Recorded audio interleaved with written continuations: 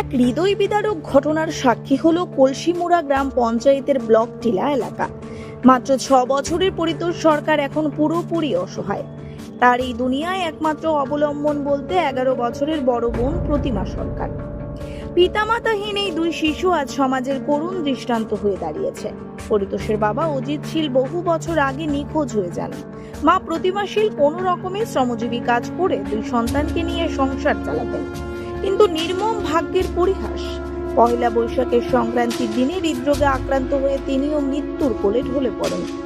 ফলে দুই ভাই বোন একেবারে দিশেহারা হয়ে পড়ে। তাদের এখন মাথা গোঁজার ঠাঁই থাকলেও নেই জীবিকা, নেই আশ্রয়। এই মর্মান্তিক ঘটনার খবর পেয়ে বক্সনগর এলাকার বিধায়ক তফাজ্জল হোসেন তাদের পাশে দাঁড়ান। তিনি শিশু পরিতোষ ও তার বোন প্রতিমাকে আর্থিক সাহায্য করার পাশাপাশি ছোট্ট পরিতোষের সম্পূর্ণ পড়াশোনার দায়িত্ব নেওয়ার আশ্বাস দেন। বক্সনগর প্রেস ক্লাবের সদস্য কাউসার আহমেদও ঘটনাস্থলে পৌঁছে কিছু অর্থ সহায়তা প্রদান করেন। বিধায়ক তফাজ্জল হোসেন বলেন, এই সন্তানদের পাশে থাকা আমাদের সামাজিক ও মানবিক দায়িত্ব। আমি চেষ্টা করব যেন পরিতোষের পড়াশোনা অব্যাহত থাকে এবং সে সুন্দর ভবিষ্যতের স্বপ্ন দেখতে পারে। বর্তমানে ভাই বোন মানবিক সহায়তার অপেক্ষায় রয়েছে।